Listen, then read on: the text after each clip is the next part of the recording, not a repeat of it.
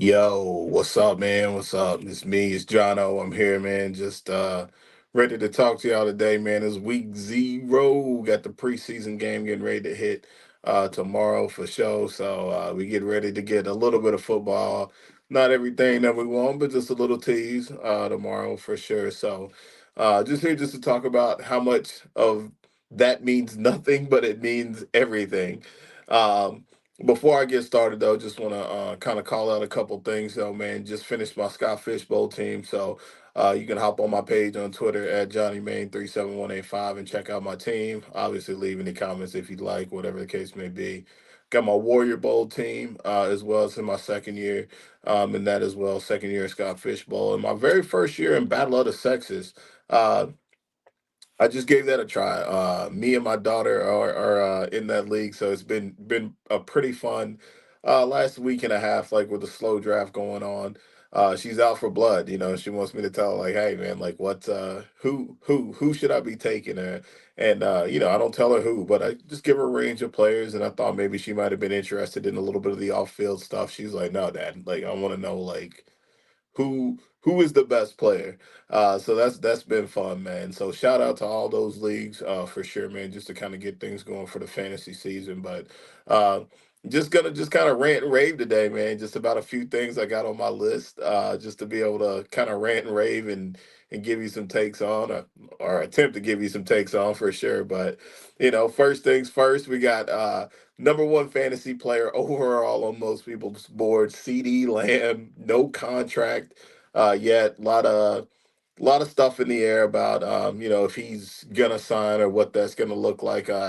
I know he's a number one rated fantasy player on boards. It always just makes me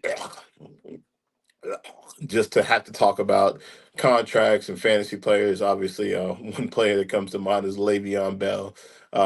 Don't think it's obviously going to get to that situation, right? But the Dallas Cowboys also have Dak Prescott as well, who they haven't signed. Which, talking about that, like Jordan Love getting the bag there in Green Bay, and Tua Tagovailoa getting the bag there in Miami. So obviously, for fantasy purposes and things like that, it's always just not a great look to have these things kind of hanging over players' heads.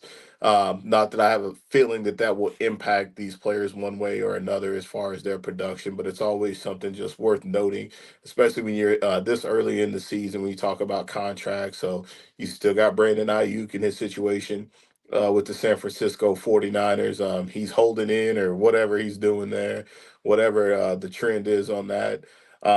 So again, a couple guys with contract situations that I don't necessarily feel very easy about, given their circumstances and their statuses.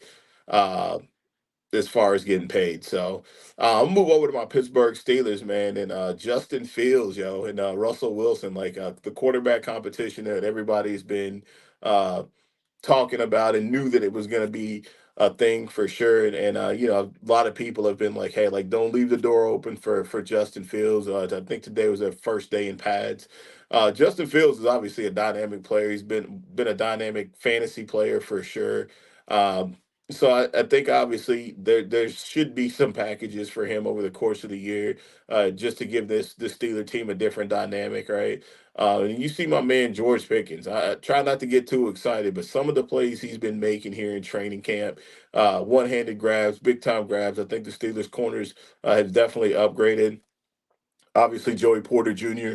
Last year was, definitely a hell of a player for the Steelers and did a really good job in man coverage, and just did a really good job on coverage on a lot of players last year.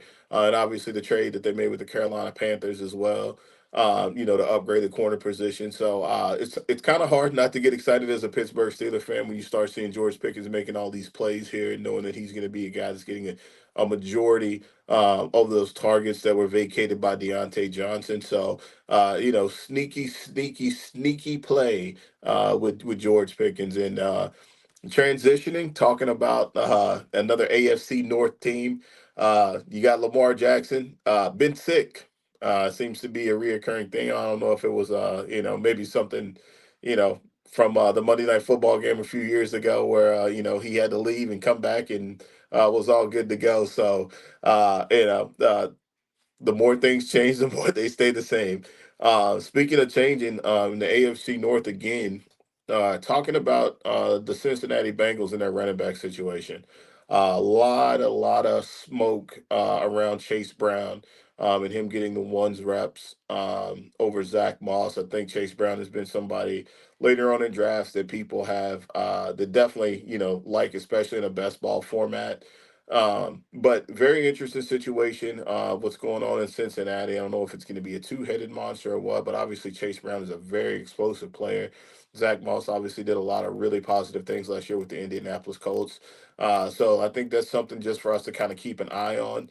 Uh, and as we keep an eye on things, two players that haven't been keeping a good eye on the ball, Deontay Johnson and Quentin Johnson.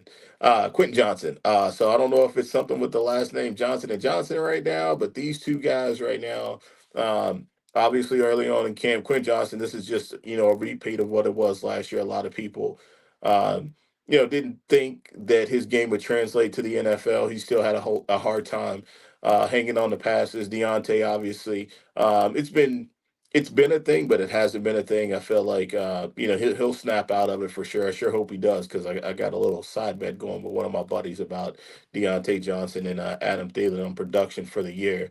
But two guys that you just really want to keep an eye on. Really, Quentin Johnson, as far as like him dropping passes and how that looks with the LA Chargers depth chart. And the reason why I say you want to keep an eye on that is because obviously McConley and Josh Palmer as well. Like those are two players that I think we got to keep an eye on for late in drafts because it provides a little bit of value. I know for some reason people feel like that the LA Chargers aren't going to throw the football, which I will just take a second to say I think that's insane because John Harbaugh has never had a quarterback of the caliber of Justin Herbert. So really, Justin Herbert is your best player on offense. So why would you not throw the football? That makes absolutely no sense. So I don't really subscribe to that. I think obviously like the attempts may not be there as much, but I feel like running the football the way that Harbaugh and Greg Roman are going to, it's going to open things up from a play action side of things, and I think it's going to give Justin Herbert an opportunity. So I think there's a lot of great value for him later on in drafts. But not, I digressed. um, but that San Diego Chargers wide receiver room, I think, is absolutely something to keep an eye on for sure. And I think like as the preseason progresses. I think you'll see a couple of those guys kind of move up draft boards for sure. So,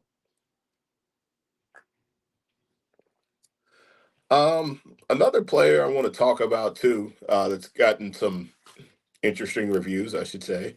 Keandre Miller of the New Orleans Saints. Definitely not getting good reviews from the old coach speak for sure. So, I know he was somebody that players, fantasy managers were, kind of had an eye on.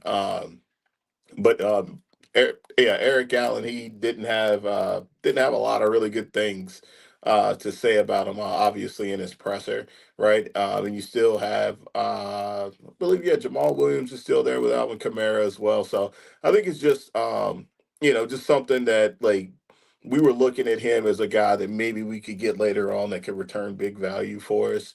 With a potential Alvin Kamara injury, is obviously Kamara's, getting a little bit longer in the tooth now. I think he's age 28 or 29. So, it's more of the same, right? Like, everything that's going on in week zero matters. So that's just kind of what I'm hitting on. So, one guy whose draft stock is definitely going through the roof because of Twitter and HBO, right? Malik Neighbors, man. You probably missed your window to get him for as cheap as you possibly can. Obviously, he's somebody that's going to be ramped up draft boards now because of the highlight catches and hard knocks. We see this every single year where there's a player or a group of players that get pushed up draft boards due to whether it's social media, due to hard knocks or Netflix series, whatever the case may be, right? So I think Malik Neighbors is going to be one of those players. I think obviously like crazy talented player for sure, but obviously shaky quarterback play at best. for the New York Giants. So I'm here to tell you, we having this conversation now. You probably already missed the boat to get him a little bit.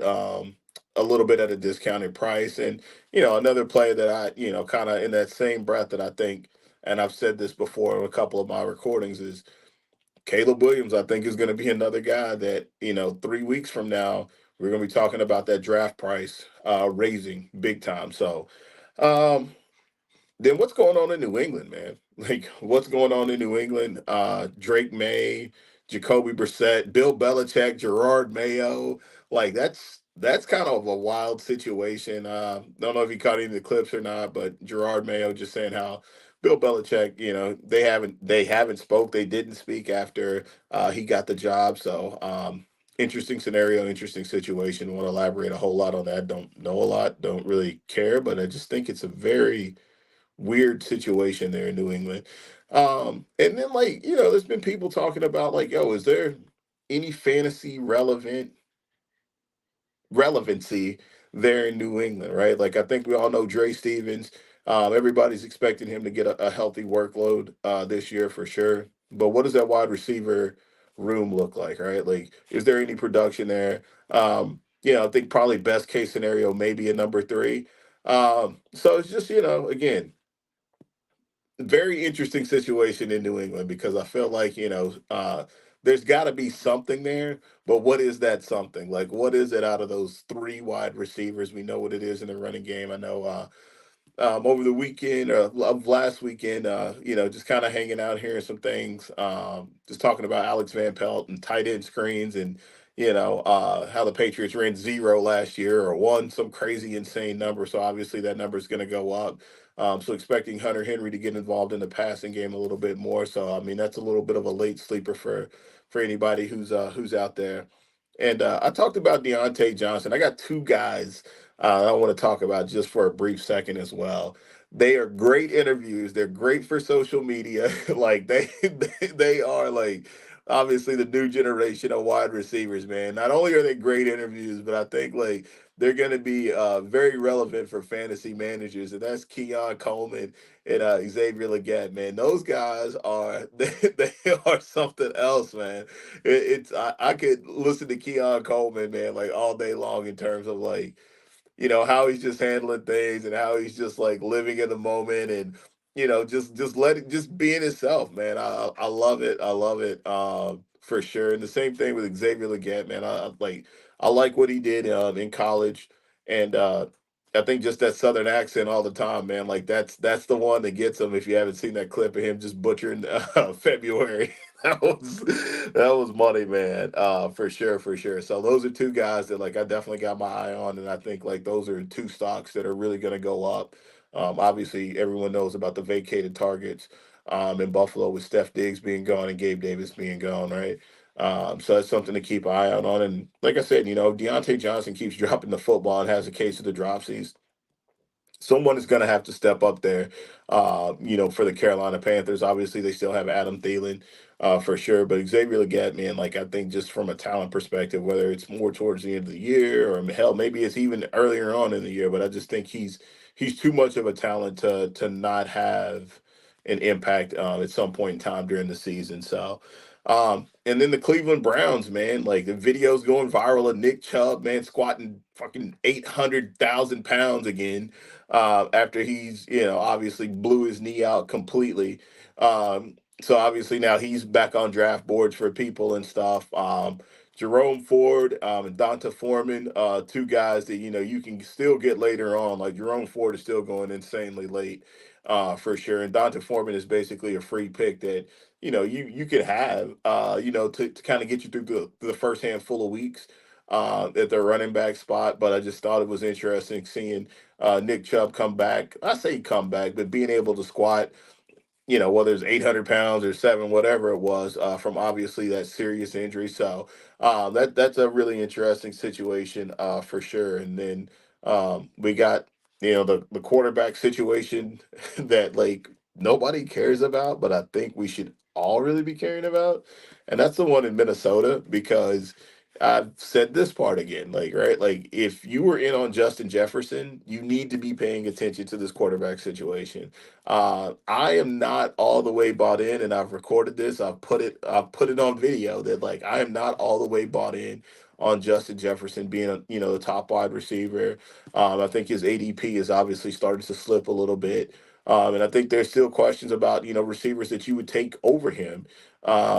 In the first round, right? So I think this is a situation that we all need to be paying attention to, that we're not paying as much attention to because obviously, there's contract situations that are going on with CD Lamb, like I talked about earlier. There's also Dak Prescott and his contract situation. There's obviously the quarterback situation in Pittsburgh.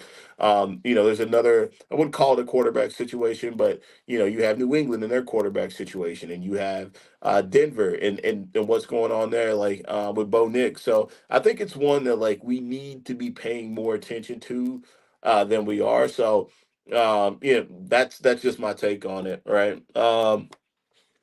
And then obviously your classic glow up for Rashard Bateman. A lot of big energy coming his way. As far as him being the number one wide receiver for the Baltimore Ravens, and he's never looked better, and he's in the best shape of his life, and all this and all that. So again, a lottery ticket at the end of a lot of drafts. Obviously, Zay Flowers, Mark Andrews, Mandrews is going to be there to command a lot of those targets. So I just think it's funny when we get to, start to talking about these kind of things. Another one that's I think is really intriguing, and I think I have a little bit of a different take than most. I would probably say is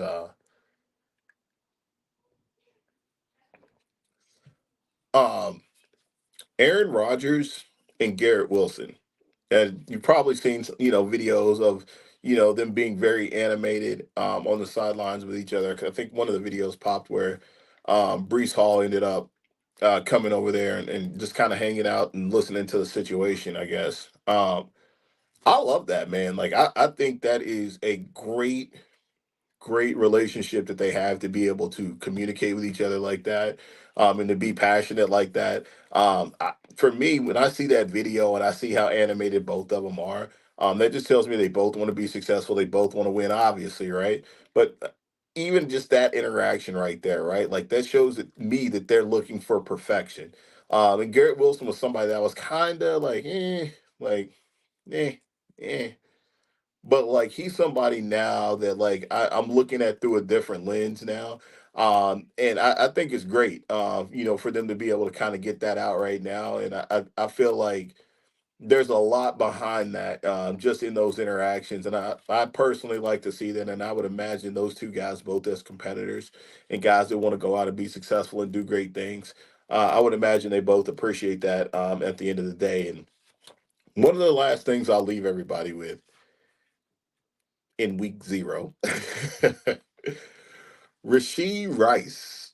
What's the stocks on that? Like what's going on with that, man? Like we haven't there's been no suspension, I'm not a lawyer by any stretch of the imagination, but all of these people that have been doing best ball drafts since, end of April, beginning of May, getting Rasheed Rice in the seventh round, the sixth round. What happens if you don't get suspended? Value, value, extra value meal, supersize with cheese, and I'll take a slushy and a milkshake or milkshake. Just something for everybody to think about, guys. Is it time for us to start moving Rasheed Rice up our boards a little bit more? The closer we get to kickoff, with this suspension, potential suspension, I should say, looming. I've been one that I've been bought in. My process with him has been, if I'm playing in a four receiver league, I've been comfortable drafting three wide receivers and taking him as my fourth, and obviously letting whoever kind of fill in, or potentially fill in, for whatever suspension it is. But I think it's time for us to start looking back at Rasheed Rice. I know the Kansas City Chiefs are loaded. So I know obviously Hollywood Brown, Rasheed Rice, Travis Kelsey, Isaiah Pacheco, Patrick Mahomeboy. Um, but like there could be some big value there with Rasheed Rice, obviously. If people are still kind of looking at him as someone who potentially could get suspended.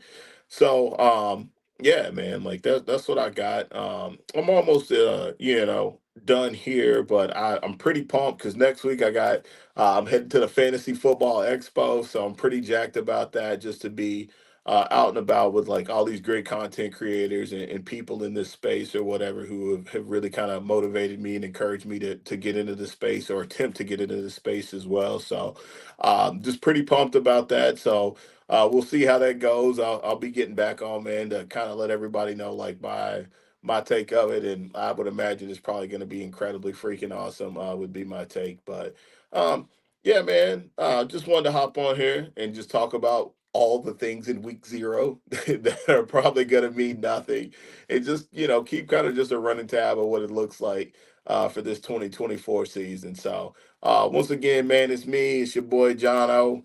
I'm out.